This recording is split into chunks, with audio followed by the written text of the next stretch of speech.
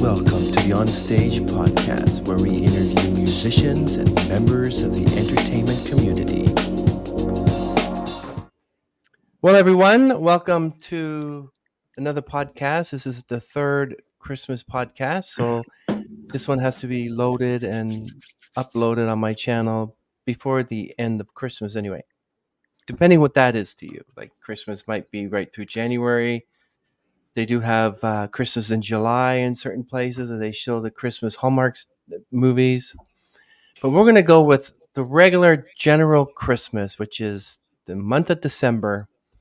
So, guys, I would expect to post this episode maybe the first week of January, I think, because I have this. You imagine posting this one like in April, and people are wondering why is he wearing a Santa hat? So, letting everyone know that this was it's a recorded. Fashion statement. Yes, a fashion statement. This was recorded on December 8th. Yes. Oh, so this isn't live. This is just recorded. It's not live, okay, no. Gotcha. Yeah. Okay. Yeah, you have to request a live, and then that's a totally different thing because it has to be set up early, and then whatever you say, if you burp, you fart, you say a bad word, it gets recorded, guys. Oh, brother, we are very well. We've got a lot of recordings. Live. We got well, everyone, 4 years. Everyone, this is Jamsteak, and there's 3 members of the band, so we're just waiting for the third member if he shows. But we have drums, Dom,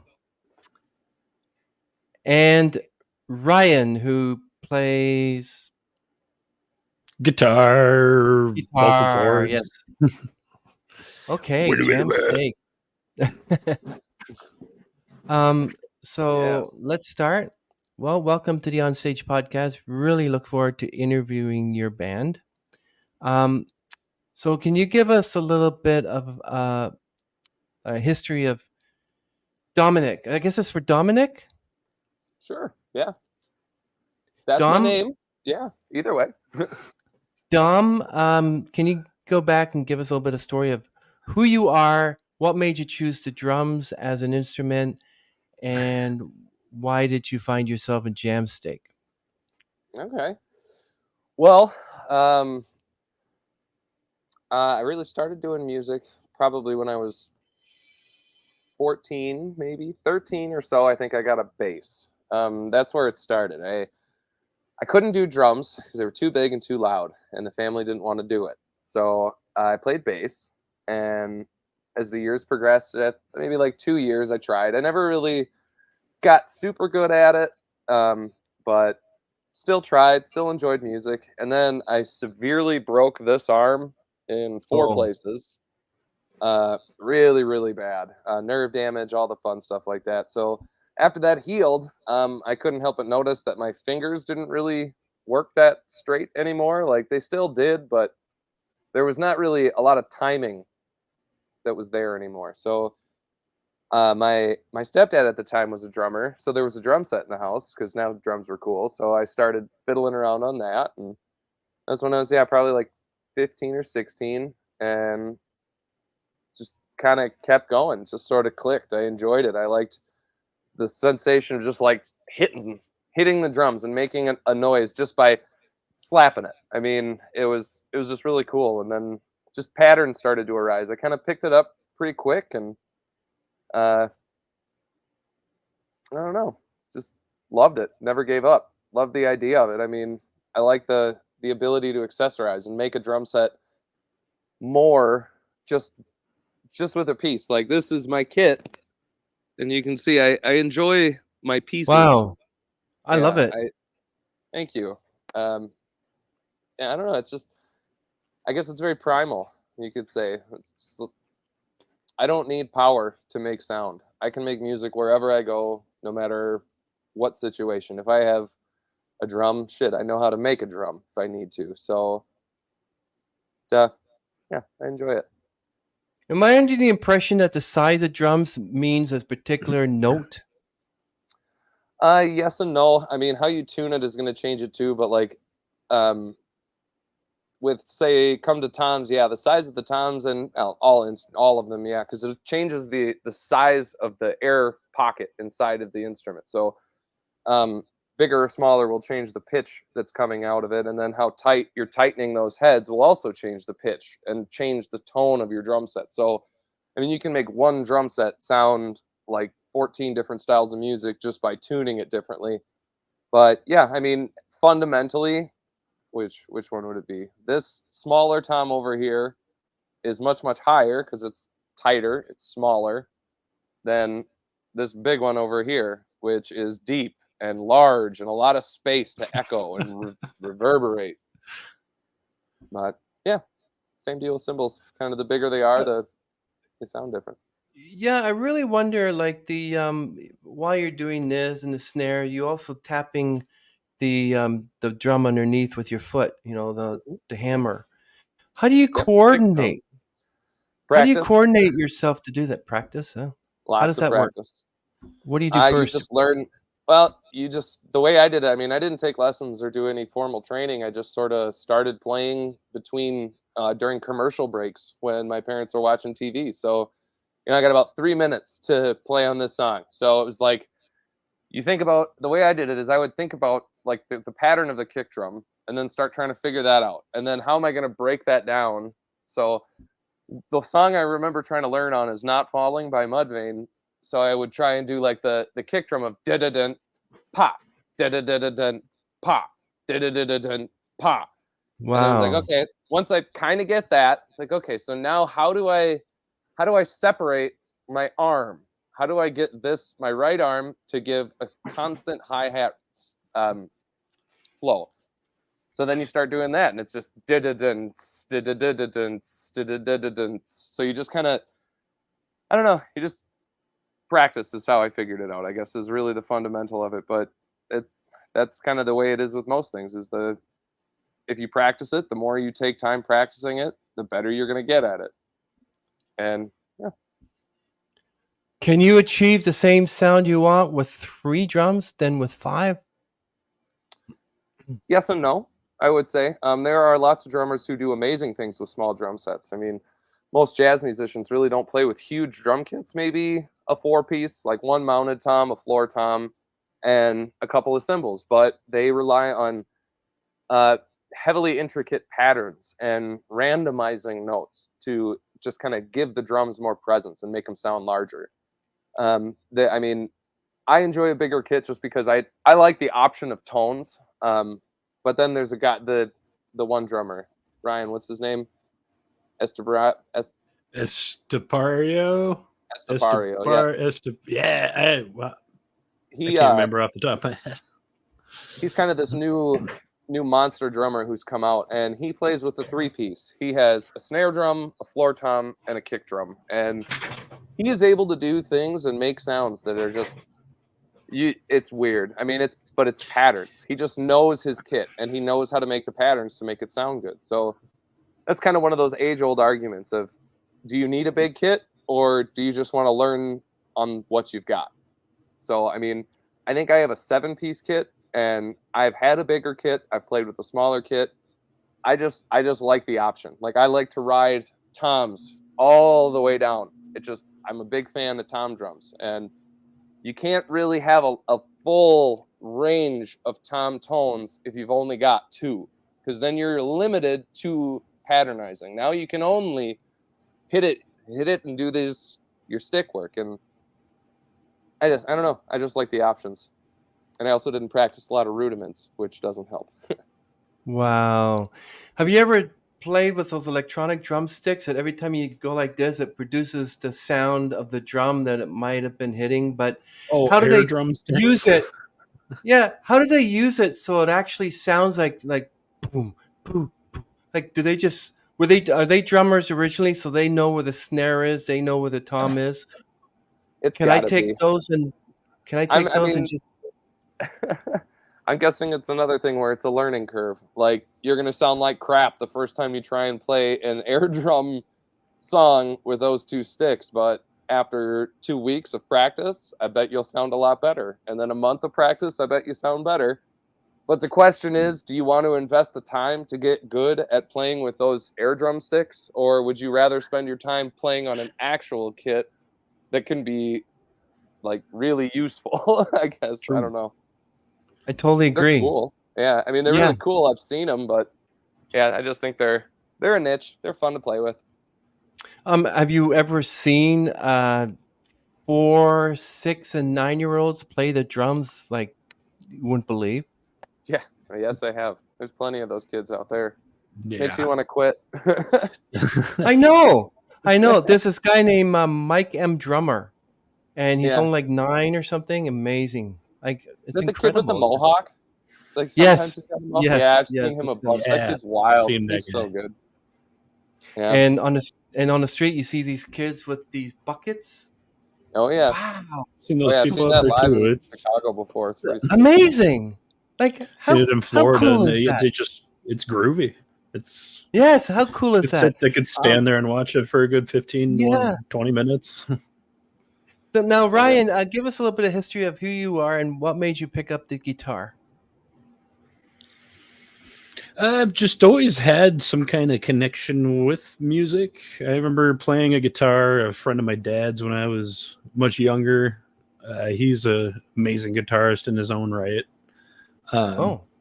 He had one day hanging out over at their place set me up with a guitar and some headphones. I had no clue what I was doing, but he said, "Hey, have fun," and I did. And it just the distorted guitar just flowed through my veins.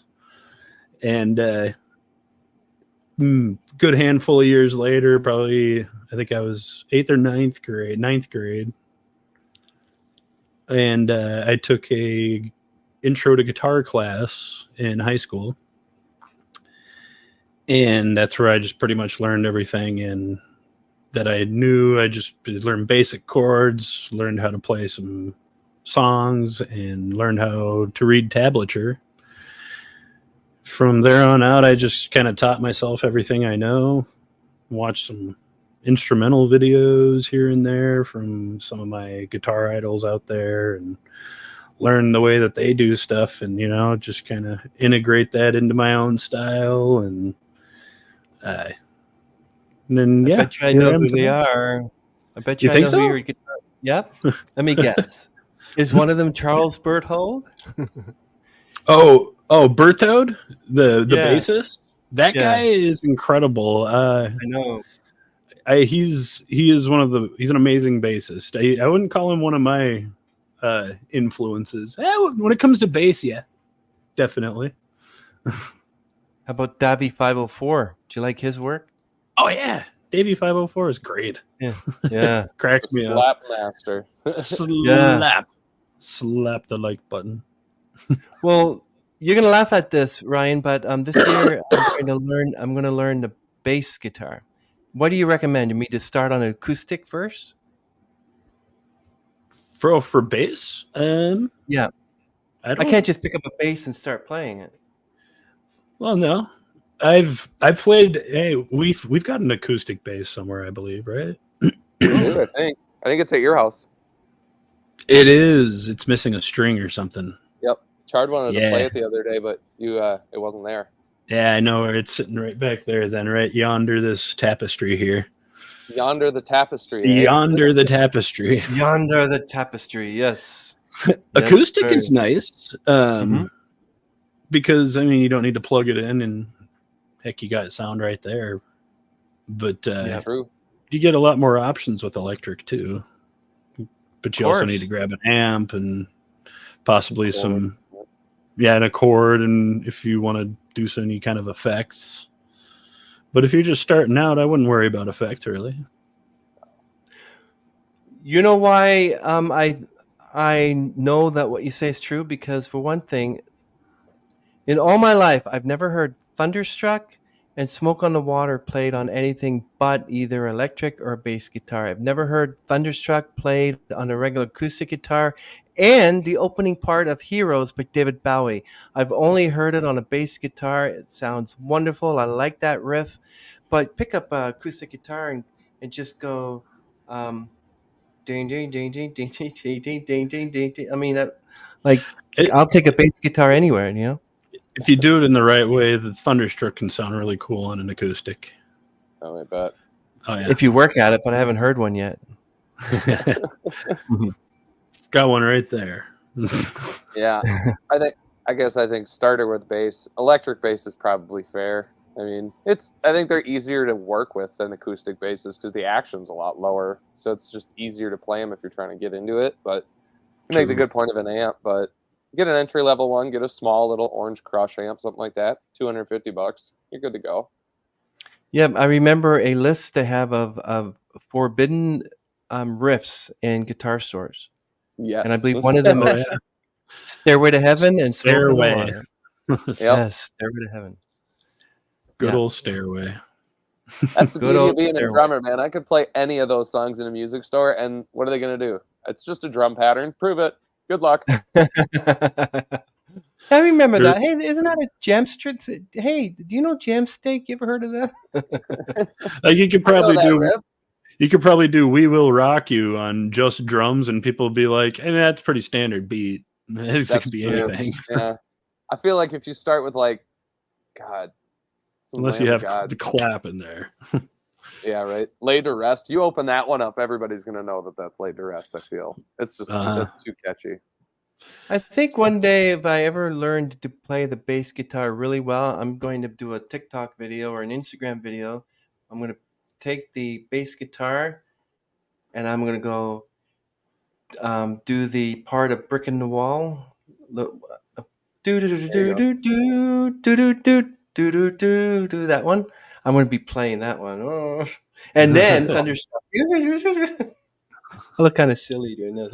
I'm on the bus and I'm going like that thing. That's what'll get you views, man. Is the sillier the better. You sit on a bus playing the bass like this, you're gonna get a million views for sure.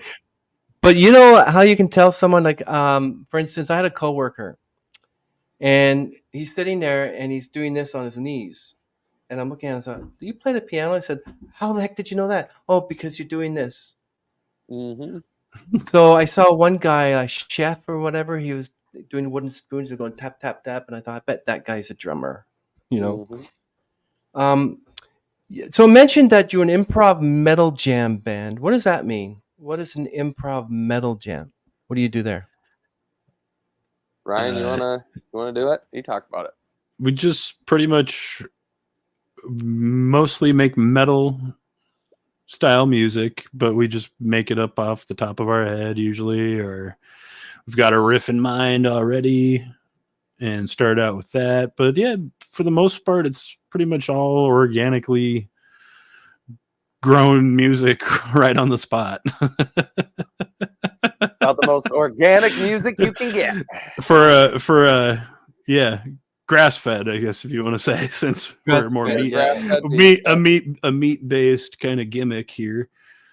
And yeah, all the songs and whatnot kind of at first were kind of all very meat related. Everything was just meat or jelly jam, the names of of combinations. Yeah. So yeah, because we'd record them and then put them out, put a name to them, and it's like, well, we got to do, since we're Jamsteak, just jams and some random cut of meat.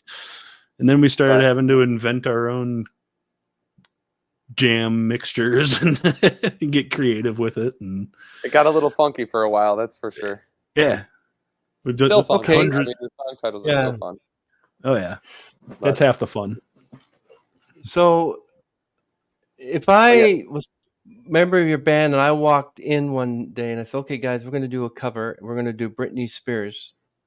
Would you go, which one? Or would you go, no, not Britney. No. Oh, no, which one?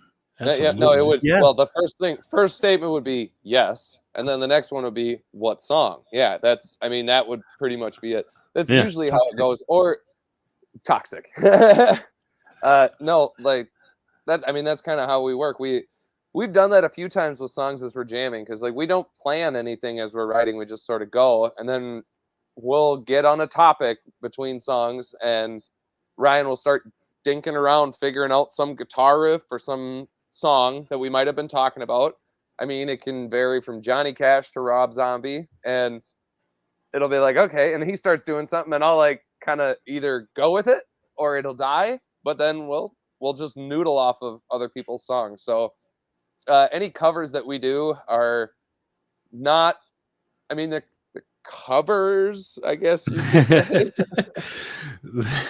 So a lot might of be times it's because you're just noodling in the first place, and you're like, oh, that kind of sounds like that one song. What song is that? Oh, I remember. And then next thing you know, we're just jamming on something new that kind of loosely sounds like that, whatever it was. I know we did that to a Green Day song a while ago, and it was probably one of our better like full length covers, and it was not a Green Day song. It's not that song in the slightest. I think the only thing that might be the same is like the key signature, like just the basic key signature. The words, a few of the words might match, but everything else is not Green Day. I mean, it's great. I really liked that cover, and I think we hid it inside of another song, so it was like a little hidden gem. Yep, it was like the song started and then it stops, and then this Green Day cover all of a sudden gets going. Like When September Ends, is that one you've done? No. What did we do? It was it was something off of Dookie. Damn it. Yeah.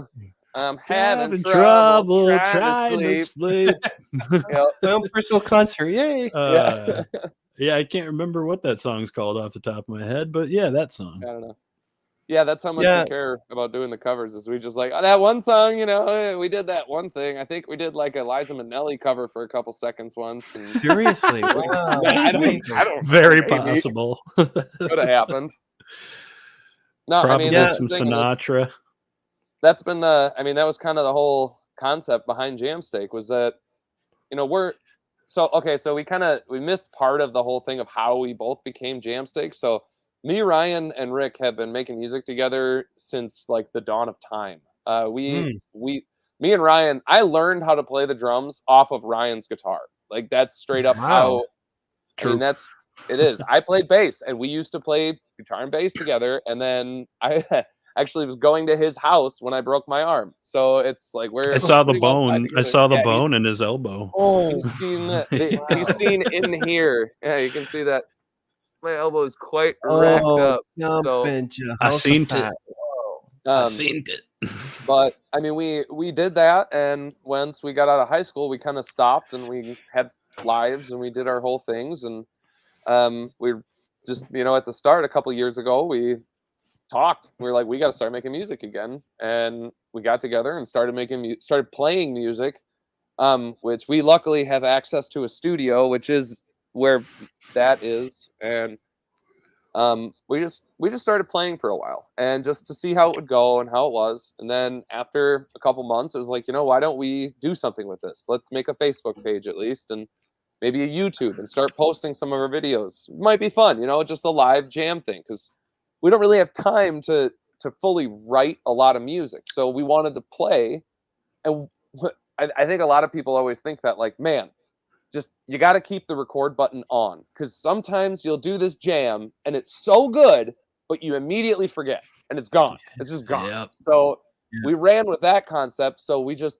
keep the record button on when music is being played.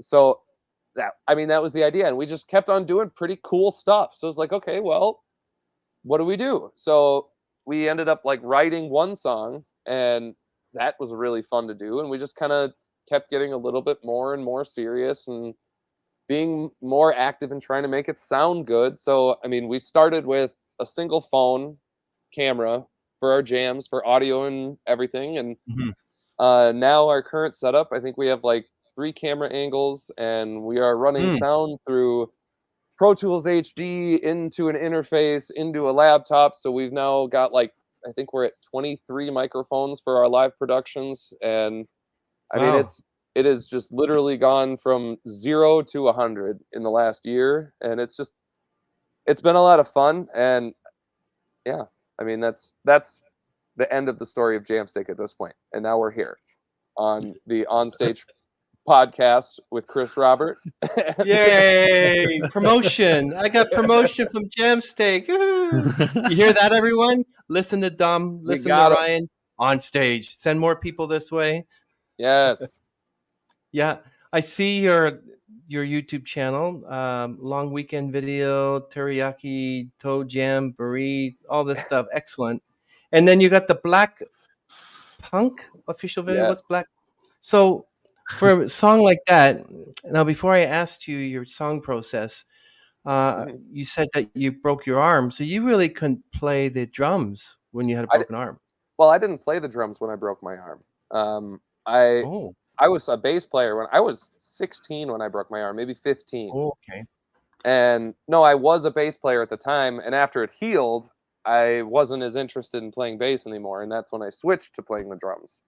So, no, since I've been a drummer, my arms have been relatively okay, minus a few broken fingers and a broken wrist here and there. But yeah, when I have had broken limbs or occasional like sliced open finger or something like that, yeah, it's pretty difficult to play the drums, and I kind of have to give it a break. And that's that's kind of how it goes. I mean, that's the speed of it. Yeah. I knew someone who said that they had like they broke their arm really bad, like broken in 5 places. And they were sitting there and they were upset, and doctor says, "What's wrong?" I said, "Well, am I going to be able to play the violin once my arm is better?" He goes, "Yep, you can be able to play the violin." Good, because I never played it before.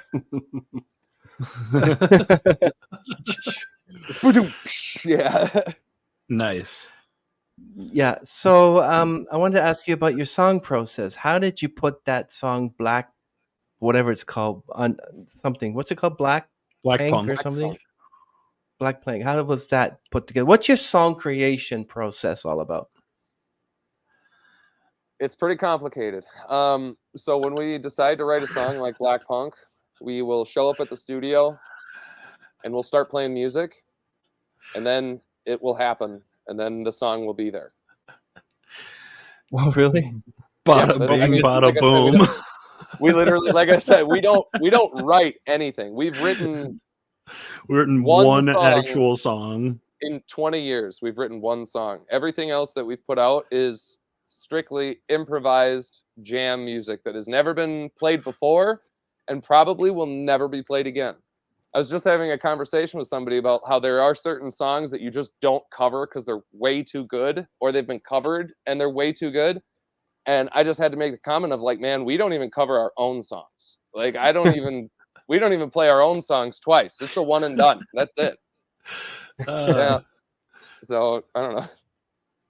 Yeah, of course. I mean, that's why you have the record button on, because you never know when you're going to do a jam and you forget. That's why I started recording before we started, because I knew I was going to come up with something good, and I was right because you guys are amazing.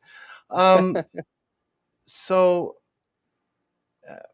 it says that you like to be the musician, in that the musician inside you tells you what to play.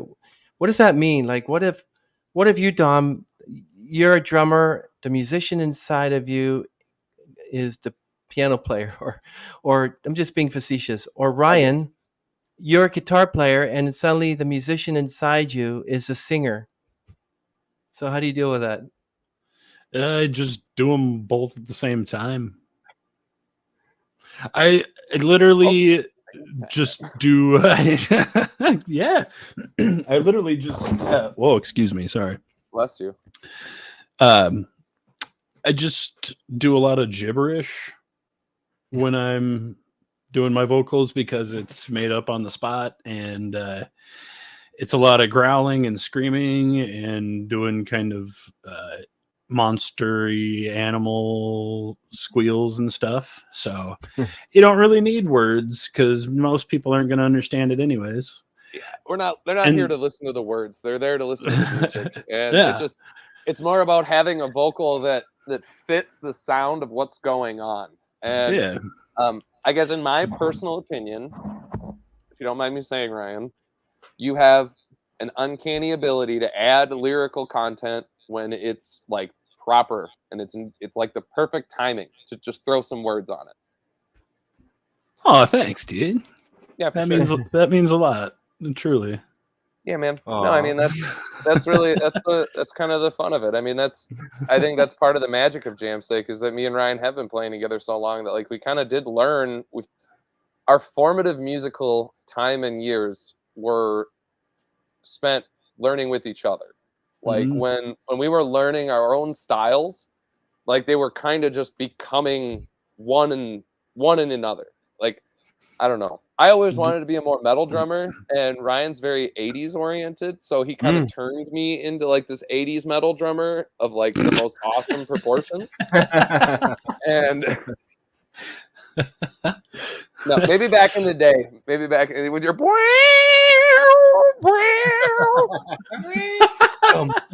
I'm sitting there like, man, let's do some Genu, some straight up like, and you're like, nah, man, check this out.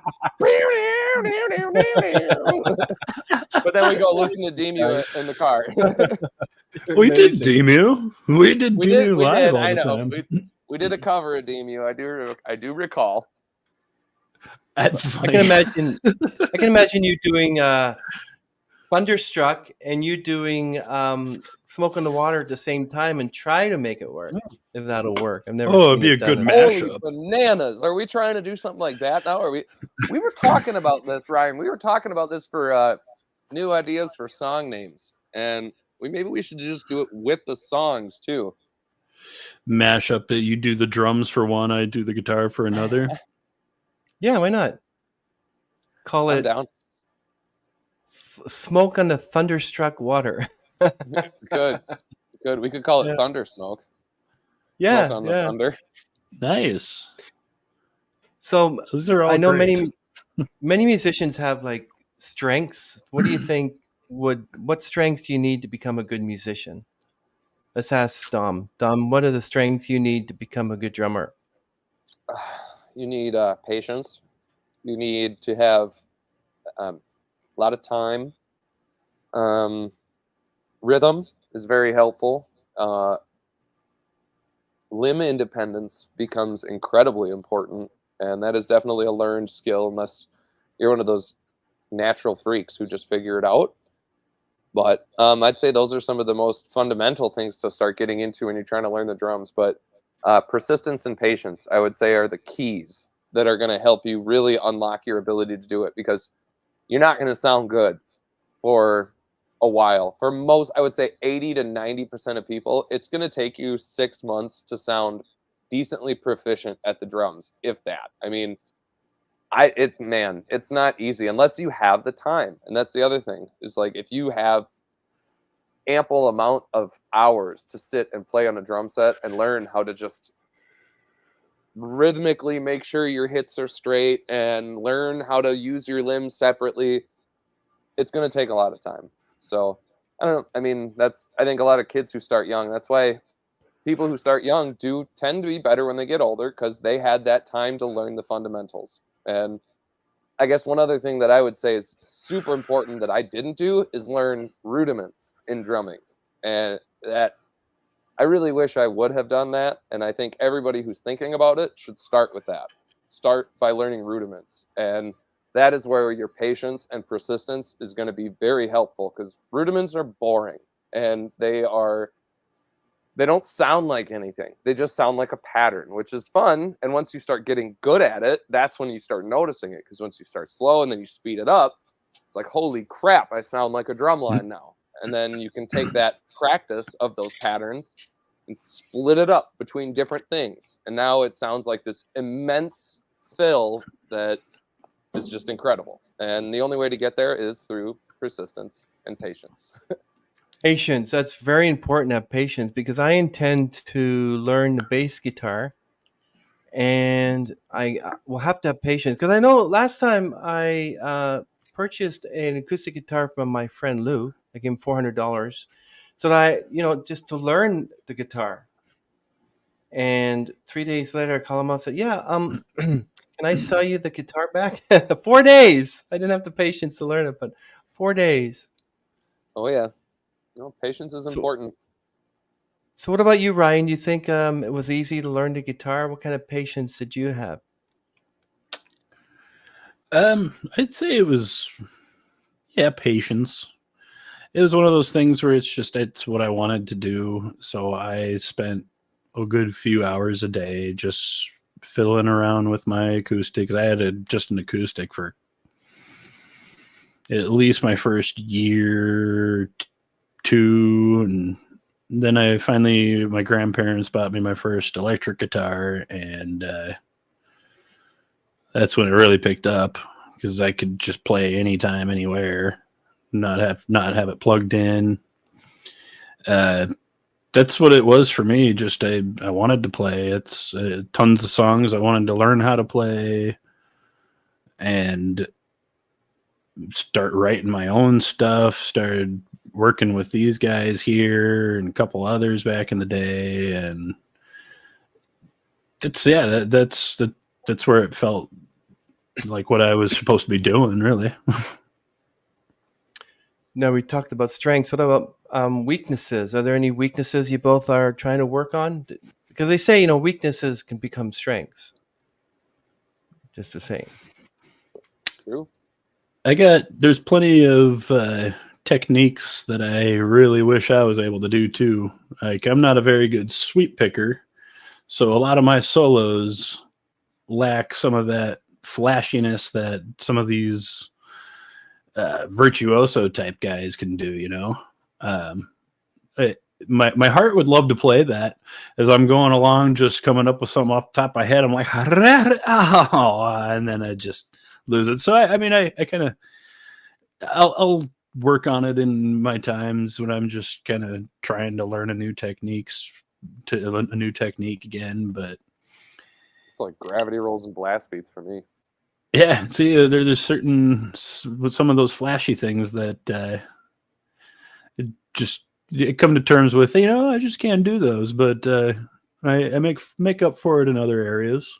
I get a good groove going in some of my solos and stuff like that. Especially like I think my rhythm can really shine through a lot of times. I get pretty solid rhythm going sometimes, and I think there's some good rhythm guitarists that I've taken some influence from that get that really gallopy tone, and that's just fun.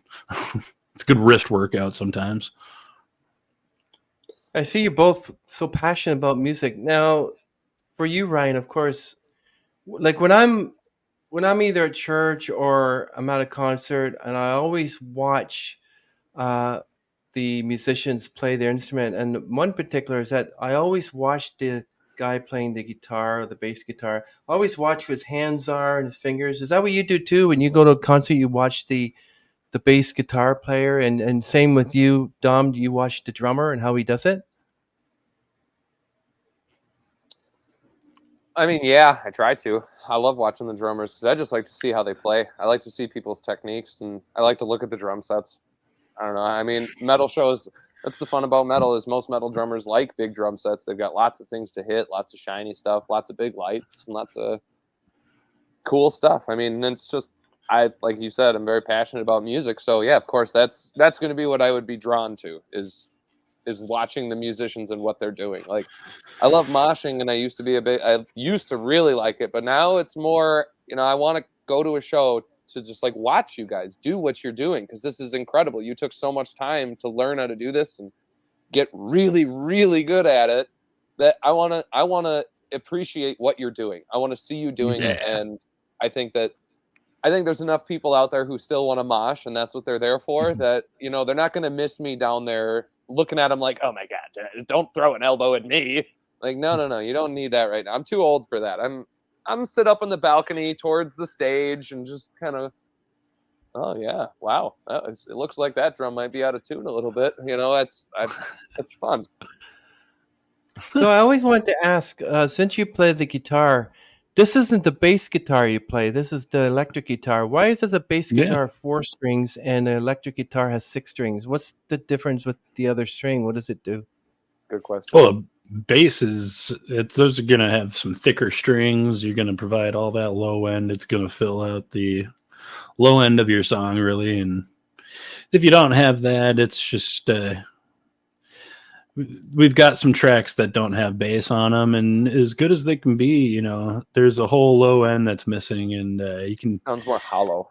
Yeah, it's definitely a necessary part. Is a lot of bands like to joke about how much the bass isn't necessary, but it's totally necessary. It is very. Sorry, go ahead. No, it's just a crucial part of a band to make a whole song, really, in my opinion. There's a lot of things you can do without a real bass, but nah, come on, you need a bass. But why do you need bass? Because there's only one extra string. It's also about the amount of strings. It's about the density and the thickness of the strings. So like the guitar has such small strings, they're really thin. Like they get down to the size of, dental floss almost. Dang. I don't know. Whatever that G string is, real skinny. But bass got really big low end strings. I mean, you need a completely different kind of amplifier to be able to handle that tone. Like you can't run a bass on a guitar amp, you'll blow it up.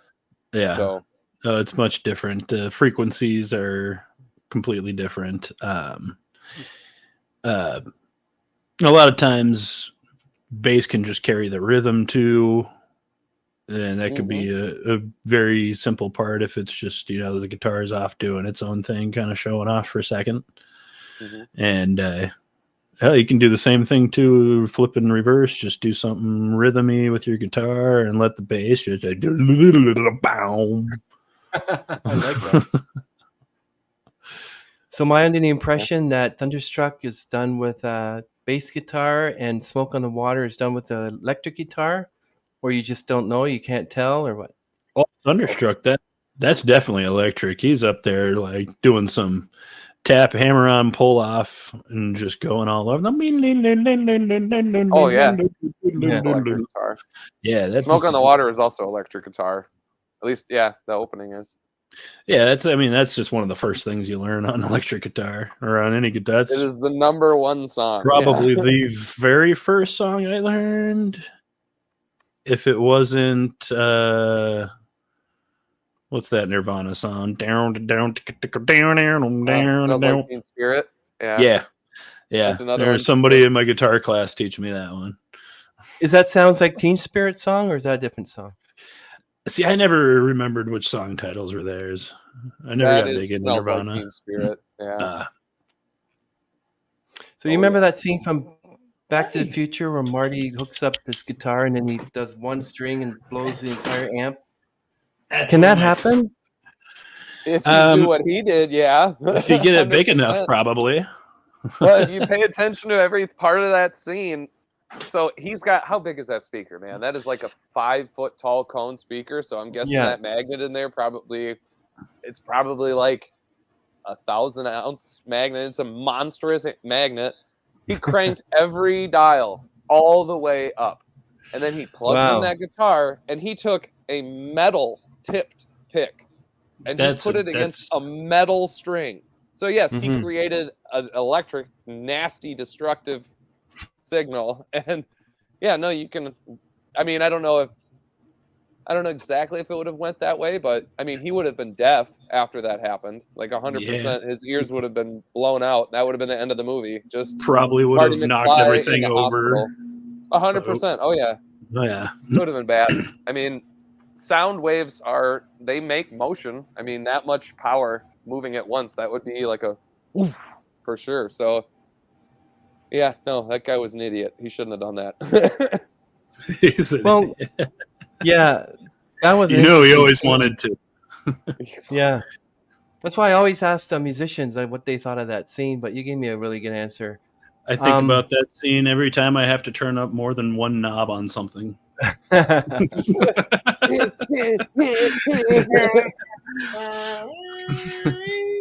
What's the highest note you can play on the guitar? Oh, I don't even know what that would be. I've got a 24 fret, and that thing, I don't even know what that highest note is. I could probably turn on my pedal right there and turn on the tuner and tell you. Bend it up real quick. But then I'm afraid my computer screen might explode, and you pull the Marty. You might Marty McFly this for your podcast, dude. I don't think we want to do that. I'll find something metal to pick it with. That's funny. Just go grab a spoon or something. Yeah. Now you need strength in your arms. I did see somebody do that though recently. Oh, you have? Yeah, it was in the Jared Dines thing. I watched that earlier. When he used a spoon. It was pretty wild. He just tapped the strings a couple of times with the spoon, but he probably didn't have his amp cranked all the way up either. So probably be all right.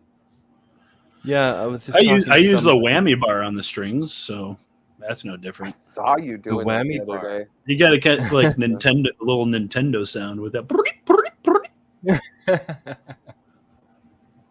Yeah, I mean, I think Thunderstruck is like, it's like, are you okay out there? I hear you going, no. Dom, so with the drumming, I noticed that I've seen a lot of drummers, like especially Stuart Copeland, and other drummers, like they're just going at it with their arms. How do your arms feel after you end the drumming? Like, are you like shaking like this, or are Yeah, you like, I can do another hour? it's usually kind of Tuck to the noodly. hand. Turn into a kind of a big noodle depending on how the jam session goes. I mean, like our last one this Wednesday, I was pretty noodly at the end of it because there was a Yeah. lot of fast work on that session. So it's yeah, no, you get a little shaky. The legs will get shaky, and arms just get exhausted. I mean, but you also get used to it. So I mean, we do this every once a week for a couple hours, so you kind of start getting used to it, and that's how you get better. Yeah. How But about you, noodle. Ryan? Do your arms get tired, or your hands at least holding that guitar? No, it hangs from my shoulders. Um, I mean, I get a little sore sometimes. I got rheumatoid arthritis, so sometimes, yeah, Oh, I get a little sore, but um, no. Fight through it. yeah, every once in a while I scream in the wrong way, and I can end a little scratchy in the throat. Ooh. True. Got to Yeah, be careful with the vocal cords. You can blow them out. Mm, yeah. So you perform, right? You perform in front of groups, like you go to venues and play as well. it's been many Nope. years. Not as Yeah, Jamsteak. we as Jamsteak, no, we only play at our studio. We just do live performances on YouTube and Facebook. We just record them live. So no, we have Have too you ever? much gear, and this drum set's too Oh, much of a okay. pain to set up to try and do that on a regular basis. But we've talked about it, and I mean, it's something that could be coming in the future. Yeah, So your fans are mostly online then? For now, yep, yeah. I mean, like I said, we have normal full time jobs like most people do, and I mean, we just haven't really found the time. Or I mean, our format, I think we're kind of nervous how the format would really work out in a live setting, like at a bar or at a venue. How much are they really going to be interested in listening to an improv metal band? I mean, some people might. It's true. I mean, but I don't know. It's water we haven't tested yet, but there's still the Oh, that's future. cool. Hmm. Yeah. Who would you like to collaborate with? Like, who would you like to just, hey man, I heard that you were a cover band, or you know, you have a musician inside you. Let's do this. And you're like, oh, I can't believe you, Steve Tyler, really? Hi. So what would you do? Ryan? oh, like who and like anybody in particular? Well, what if it was Steve Tyler that walked in? Okay, I don't know if I can do his voice. Okay, Oh, guys, anybody who uh, can do my yeah, I songs, can't do his voice either. they live. Just I, kidding. I, I would, hell yeah, no, I would. Why not? Seriously, Well, he wants to know who you would pick. I thought we were on Steven Tyler. Well, that was Yeah, his. That's who he that was Yeah, wants just an to no, collab example. with. That was an no, yeah, example. no. If he walked in, I'd say sure, dude. Why not? I mean, Yeah. all right. Why not?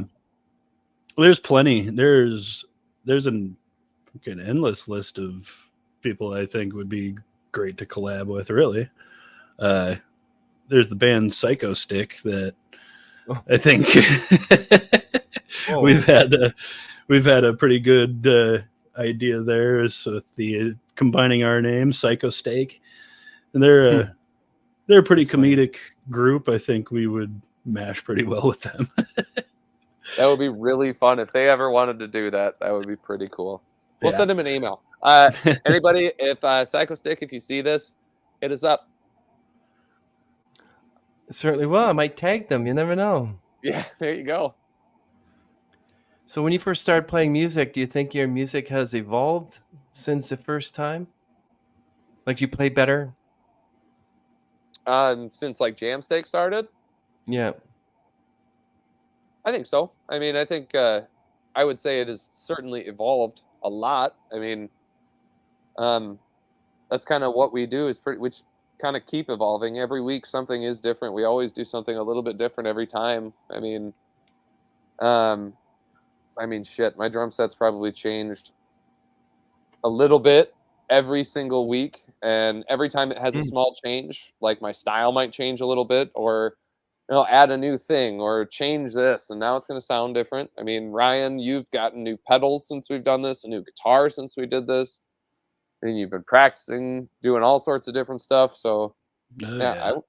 I think we've evolved. I would say. I mean, I think we have, but we haven't. I think that we still do a lot of the same stuff, but it's sometimes might be better or worse. You never know. You Yeah, gotta I try some agree. things sometimes. Yeah. Hmm. So, where do you find yourself musically 5 years from now? Playing on cruises, hopefully. Oh Um, wow, high and lofty. yeah. Maybe have No, And our I don't own know. Stewie. our own cruise. Yeah, we'll have our Jamsteak very own. cruise. they have they got cruises out there. Is that like? Jericho has like the 1,000 tons of metal cruise Yeah, or whatever. He's yeah. got Maybe stuff we'll like Wow. get on that. there. Yeah. No, I don't know. You know, hopefully, like I guess ideally, what would be nice is, um, we can we can still be making music in 5 years. It would be nice to have it be something that we can actually use as a way to make a living. Would be nice. Because I think that's sort of what we all love to do is make music, and the idea is, that kind of slow ascent into it being your lifestyle. And I mean, it's been in us and part of us forever, and kind of something that's been such a driving force that, hell, if we keep on this trajectory in 5 years, I don't doubt it being something that we can do as more of a serious gig than it Hmm. is even now. So I mean, that's where I see it in 5 years. Still jamming, still staking, but maybe doing it with a cause, like having it go somewhere on purpose, being given, hey, I heard this sounds great, think you could do something like that for this, continuing to make collaborations with these artists who are doing it now. Like Yeah. we've done a couple, and we might have more coming. So it's, um I don't know, I kind of like the way it's going now. As long as it keeps at this rate, I'll be happy. Yeah. So I wonder if you've been thinking about that question I asked you at the beginning of the podcast about the AI. Now I'm going to ask it. So, what do you think of artificial intelligence? Do you think it will make or break the music industry?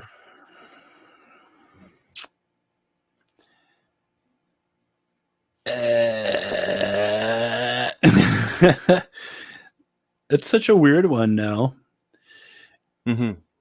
because heck, you can just type something in and you're gonna get music. Um, Yeah. the heart and soul of writing music, writing something fresh, has been taken out of that, which is like, music is it means a lot to a lot of people. I'm wondering if it's going to be the same after it's all the personalization's been taken out of it.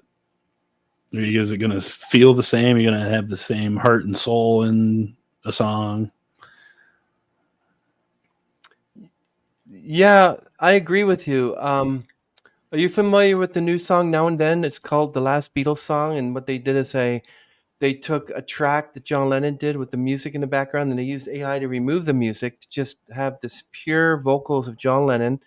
And then Paul and Ringo were playing in the studio, and they took an old studio video of George Harrison doing his part because they were working on this song for years. And so they put it all together, and they have this beautiful song called Now and Then, called the Last Beatles Song. Now, that's the only good thing that AI can do, is do something like that. But I don't know if you're familiar, and I keep saying it. I'm not going to keep saying this to every artist because they're going to sick of me asking this. But I want to ask you this: it's like, okay, so I heard an Amy Winehouse song. It wasn't Amy Winehouse voice, and it wasn't me, but it sounded like her. It was an AI. So what they did is they took. You familiar with Aqua? There's a song called Barbie Girl. Mhm. Oh yeah. You can trust my hair or trust me every. So that's good to hear her say that. But Great when you song. put Yeah. Johnny Cash's voice to it, it kind of sounds kind of weird. So you can take like David Bowie, you can take Davy Jones, whatever, Michael Nesmith, and you can have them singing anything. See, that's different. When when you just go and have fun with it, yeah, that's cool. That's a whole different thing. That's fun. Yeah. I know, but there's no talent to it. Like I saw a Rick Beato Yeah. video, and he was going through all the music. He made an AI generated music was the name of the video, and he goes, "Okay, that sounds good, or that's bad music. Oh, that sounds bad. That's awful." And I'm like, "There's going to be some guy out there who's going to take Chat GPT, or he's going to take AI, and he's going to put his terrible voice to it, make it sound like anybody he wants, like David Bowie, come up with a song and say, hey, the new guy who's singing on the radio, who is that person? And what's he going to do? He's going to come forward and say, I'm just a garbage man. I mean, that's all I do for a living. You know, and this guy becomes a millionaire because of billions of streams for this one song, which isn't a real person. Are you familiar with pop music? Billy String's good though. I mean, so I guess so my theory and my thoughts on this, the AI idea of taking over music is I don't think it will. I think AI music is going to be nichey, and I think that it's going to be something that, like Ryan was kind of thinking, it's going to be used for fun. AI music generators have been around for a while, and I've seen a couple. There's a technical death metal band called Archspire who has a constant stream on YouTube going of an AI music generator generating music strictly based off of their music. So they just pumped all their music into it, and it just runs 24 hours a day playing that just AI generated music. There's another guy Elevator music. Yeah, that would be. It's scary. Honestly, it's pretty intense. It's pretty wild. But there is AI generated music now that just sounds like music. But I think that as for the music industry, well, not the music industry, but I think other artists and people who love music aren't going to really buy into it. I don't think people are going to pay or be interested in just listening to AI music. I think like elevator music, honestly, that's what AI music is going to be used for. It's going to be used and created for, I would say, commercial use.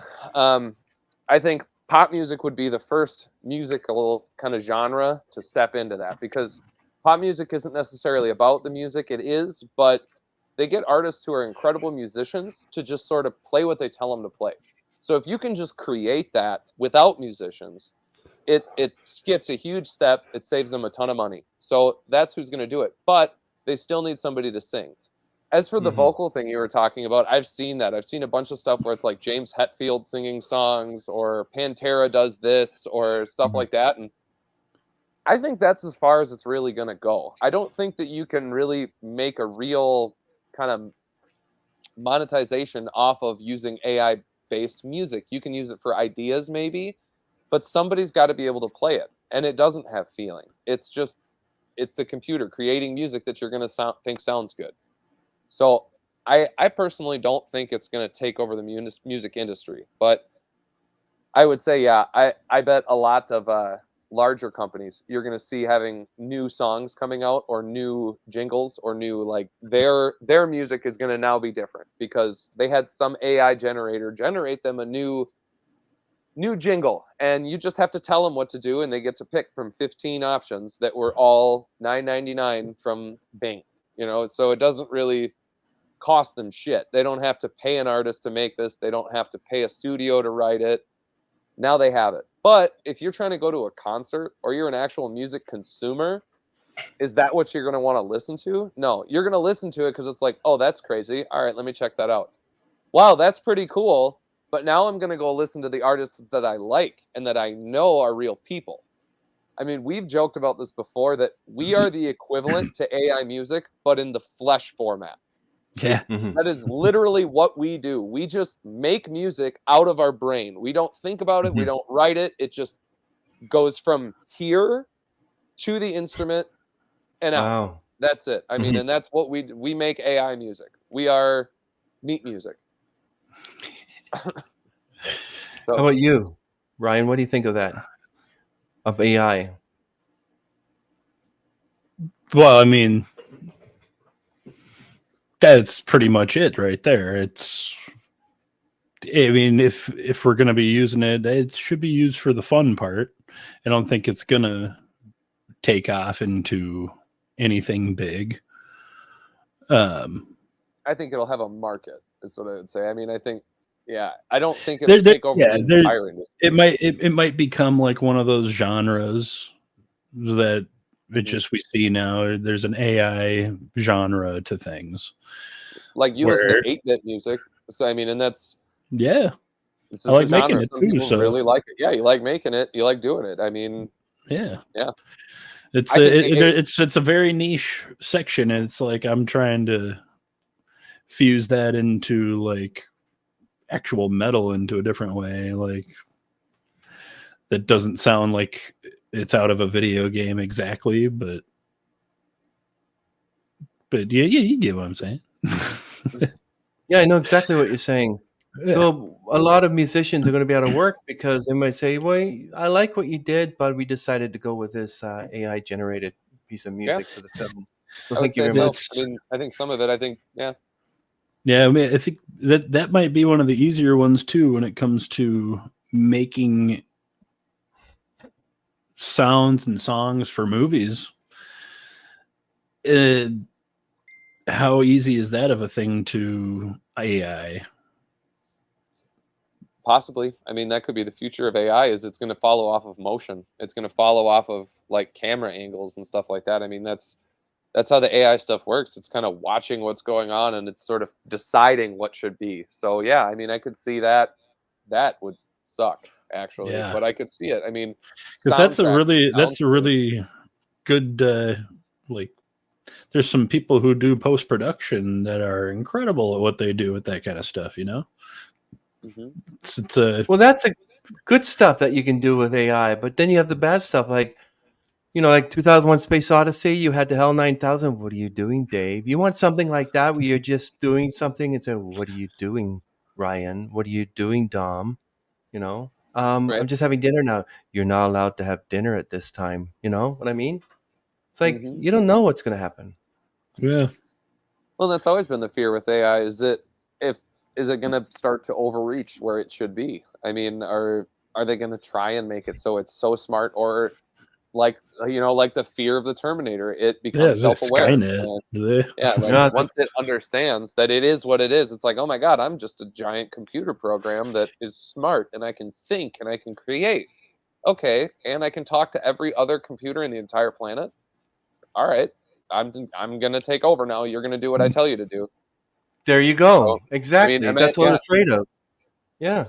And it could happen. I mean, they say that it won't, and they hope it doesn't, and we can hope it doesn't, but who knows? I mean, I'm not in control of that. I'm just a drummer and a painter. So I don't roll in those circles. Yeah. Well, that's the whole issue with the SAG and after strike. It's the whole body scanning thing where actor will get their body scanned, but they don't get squat for it. So you have that deep fake Tom Cruise out there.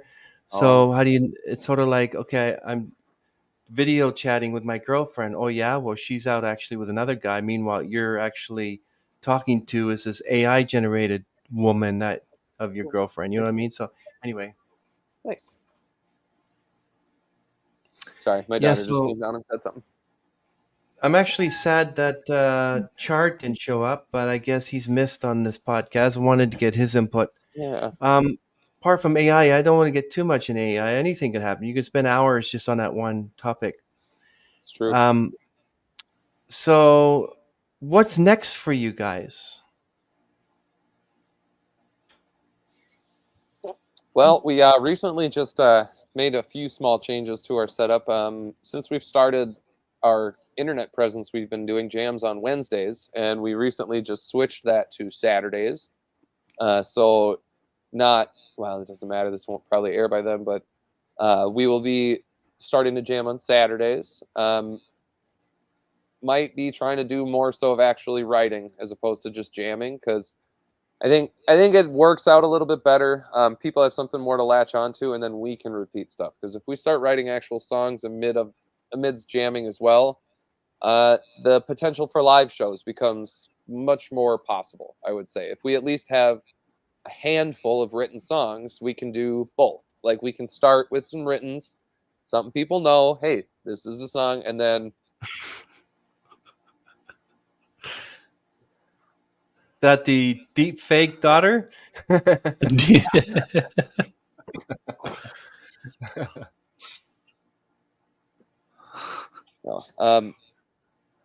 What was I saying? Yeah. So I lost my spot there. That's okay. What were we talking about? We were talking about Well, what are we doing? We're going to our next Saturdays. move. Yeah. So we switched to Saturdays. We are going to be probably trying to Writing. write more than just jamming. So that we can maybe do live shows in the future. Yeah. So I think that's an idea. That's a move, and I think it would just be easier to do it. Not sure if we will do a lot of them, but if we had actual songs that we could just kind of spit out, I think that's a little bit more that's a little bit more pleasing to a live audience. They don't want to hear us potentially screw up really bad in the middle of a jam because it's like, holy crap, we're playing a live show. It's like, nah, first you play a few songs, get them into it, and then it's like, okay, we're gonna jam for a little bit. Like this is our thing. So I don't know. That's an idea. Ryan, where you I'd think we're jam gonna with go you next? guys. I'd come in and go, bleh, boom, Yes. boom, bleh. And I go, Throw a play or two on there. that's all I do. It'd be awesome. Yeah, this is great. Thank you so much for this interview. I really had fun. I really appreciate it. Yeah, I look forward to hearing some more. And I think I'm following you. Yes, I am.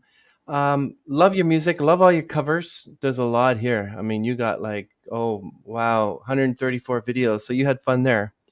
And Oh I yeah. also subscribed as well. Thank you. Nice Thank you. colors too. Look at that. Wow. Oh yeah. Yeah. So I guess yeah. So you're allowed to be on the podcast again. We always allow the second and third time. So hopefully we can get Chard involved. I like to meet him. Yeah. Is it Chard or Card or Chard. Chard? Right? Chard. Yep. Chard. Hey Chard. This is great. Well, thank you Burns it so up. much, Ryan. Thank you, Dom. I really appreciate this. Thank Yeah, you. thanks for having us. You're welcome. Everyone, it'll be linked not down below where Ryan is, but linked down below in the description, like right here. All their music and the jam sessions. And before we go, can you, both of you, separately or at the same time, you can give the audience a word of advice for up and coming musicians? Don't Word give of up. advice. Don't give up. Keep pushing. Patience and persistence. Put your heart in it. Trust yourself. Even if you get negative comments, doesn't matter. Put it out for Yeah. you. If you're not Yeah. making music for you, stop making music. I don't know. It's not about other people. If you're not making music for you, people are going to hear it and they're going to recognize that this is just stuff that you're trying to spill out and make people like Yeah. you. If it's not from your soul, I don't know. Mean it. Mean what you do. And have patience too. Patience, Absolutely. important. Passion, and stick to itness, as they call it. Yeah. Stick to itness. Have you ever heard of the word KISS? Keep it simple, stupid. Oh yeah. Yeah. Mm-hmm. So this coming from Dom, the drummer from Jamsteak, and Ryan from Jamsteak on our podcast. We're so excited about that. So This won't probably air by then, but we will be starting to jam on Saturdays. Might be trying to do more so of actually writing as opposed to just jamming, because I think it works out a little bit better. People have something more to latch onto, and then we can repeat stuff. Because if we start writing actual songs amidst jamming as well, the potential for live shows becomes much more possible. I would say if we at least have a handful of written songs, we can do both. Like we can start with some writtens, something people know. Hey, this is a song, and then that the deep fake daughter.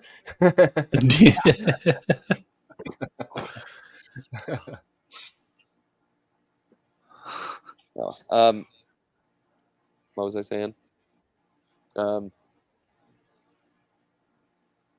Yeah, so I lost my spot there. That's okay. What were we talking about? We were talking about What are we doing? We're going to our next Saturdays. move. Yeah, so we switched to Saturdays. We are going to be probably trying to Writing. write more than just jamming, so that we can maybe do live shows in the future. Yeah. So I think that's an idea. That's a move, and I think it would just be easier to do it. Not sure if we will do a lot of them, but if we had actual songs that we could just kind of spit out, I think that's a little bit more that's a little bit more pleasing to a live audience. They don't want to hear us potentially screw up really bad in the middle of a jam because it's like, holy crap, we're playing a live show. It's like, nah, first you play a few songs, get them into it, and then it's like, okay, we're gonna jam for a little bit. Like this is our thing. So I don't know. That's an idea. Ryan, where you I'd think we're jam gonna with go you next? guys. I'd come in and go, bleh, boom, Yes. boom, bleh. And I go, Throw a play or two on there. That's all I do. It'd be awesome. Yeah, this is great. Thank you so much for this interview. I really had fun. I really appreciate it. Yeah, I look forward to hearing some more. And I think I'm following you. Yes, I am. Love your music. Love all your covers. There's a lot here. I mean, you got like, oh, wow, 134 videos. So you had fun there. And Oh, I yeah. also subscribed as well. Thank you. Nice Thank you. colors too. Look at that. Wow. Oh yeah. Yeah. So I guess yeah. So you're allowed to be on the podcast again. We always allow the second and third time. So hopefully we can get Chard involved. I'd like to meet him. Yeah. Is it Chard or Card or Chard. Chard? Right? Chard. Yep. Chard. Hey Chard. This is great. Well, thank you Burned it so up. much, Ryan. Thank you, Dom. I really appreciate this. Thank Yeah, you. thanks for having us. You're welcome. Everyone, it'll be linked not down below where Ryan is, but linked down below in the description, like right here. All their music and the jam sessions. And before we go, can you, both of you, separately or at the same time, you can give the audience a word of advice for up and coming musicians? Don't Word give of up. advice. Don't give up. Keep pushing. Patience and persistence. Put your heart in it. Trust yourself. Even if you get negative comments, doesn't matter. Put it out for Yeah. you. If you're not Yeah. making music for you, stop making music. I don't know. It's not about other people. If you're not making music for you, people are going to hear it and they're going to recognize that this is just stuff that you're trying to spill out and make people like Yeah. you. If it's not from your soul, I don't know. Mean it. Mean what you do. And have patience too. Patience is Absolutely. important. Passion and stick to itness, as they call it. Yeah. Stick to itness. Have you ever heard of the word KISS? Keep it simple, stupid. Oh yeah. Yeah. Mm-hmm.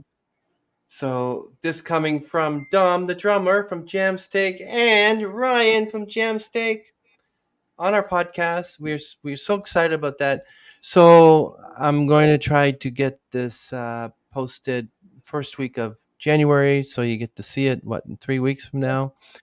So yeah, Sweet. thank you very much. Thank you, Ryan. Nice to meet you. Nice to meet you, Dom. Thank you Yeah, too. you Keep too, Chris. drumming. Oh yes. We are out of here.